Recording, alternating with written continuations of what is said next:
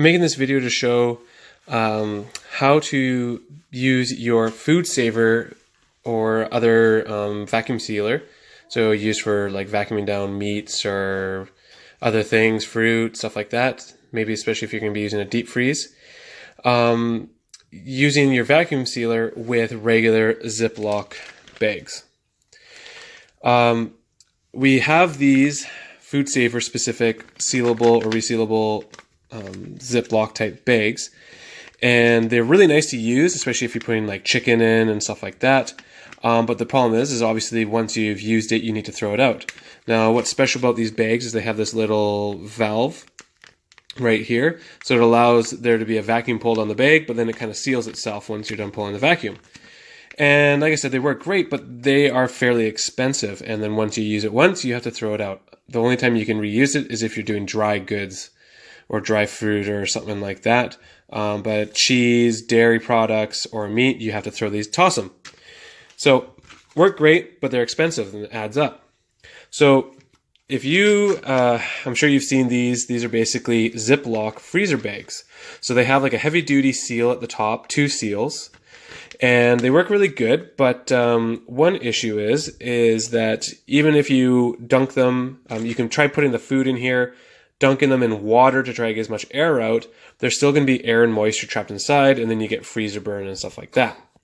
So I've, through a lot of experimenting, I've figured out a way to use your Ziplock freezer bags. So it's the same bag, but I'm able to use the vacuum sealer to pull a vacuum on it. So you can see that there, this thing has like a really good vacuum pulled on it. And what's in here is just like some cheesecloth, which is identical to this. So you can see it has done a really good job pulling a good vacuum on it. The way to do it is doing a double bag method. So here is an old freezer bag that I had. And these little white pieces of tape are basically where I made holes already and made a patch, because I wanted to figure out exactly the best position to put it. So this is just a big freezer bag. So what you need is you need a large freezer bag. This one's probably considered a large one. These ones are medium, and then you can get the small sized ones. And you can even get like the extra large ones. So the ones are even bigger. So if you're gonna personally do this gain these bags for doing this, I would get the largest ones you can. So what you do is you take your largest or your larger vacuum bag or freezer bag, and you use something like these tweezers or something, and you need to punch a hole. So you should be able to see there's a fairly large hole there, and you want it about 1.5 inches by 1.5 inches down, from the corner. Then what you need to do is you need to take some paper towel. So here's a piece of paper towel, just like that. You need to fold it. So you fold your paper towel up like so. And you need it to be big enough so that with your vacuum sealer attachment, like this, it needs to be able to fit around it like that. Now, the reason why you need to do this is if you try to vacuum seal your meat or whatever, and you put the hole in there like this, but you just put this flat on the ground or flat on the surface, it actually just makes a seal in that circle, and it doesn't pull a vacuum on the bag. So you need the paper towel to allow you to push down hard to seal the attachment to the bag, but allow air to be drawn through the paper towel up into the vacuum sealer or the food saver. So basically what you need, again, you need your large, the best ones would be like your freezer bags because they got the nice big durable seals. And then you need your medium size or your small or whatever, your smaller vacuum bags. And your paper towel folded up like so. And that's pretty much it. Okay, so here's the cheesecloth and the medium-sized bag. So I'm just going to put this in. Now this could be like meat, chicken, anything like that. And what you want to do is you want to seal the bag pretty much all the way in the middle until there's about 1 inch left on both ends. And then slide it. So it has these kind of like gaps there. So you can see those gaps.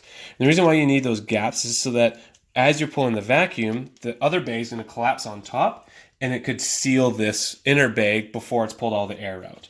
So you do that. Okay, so it's in there. I've sealed most of it, probably 90%, but the last little bit at the end, I've left open like so.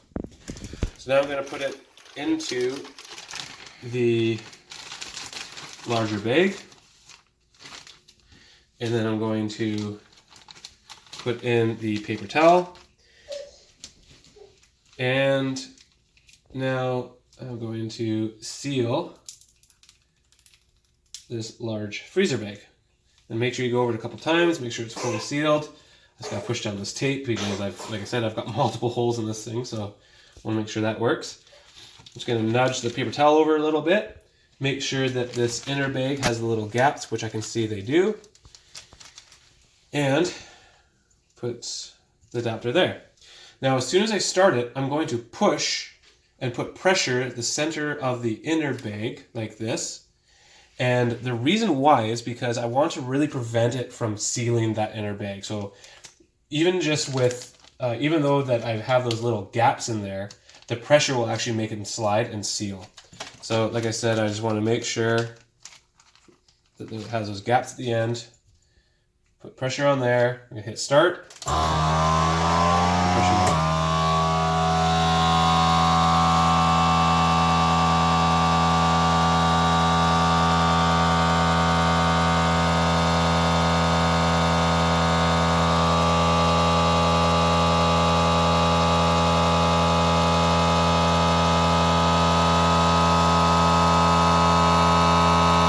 And now I can see it's pretty much got all the air out. So now I'm going to start sealing the inner bag.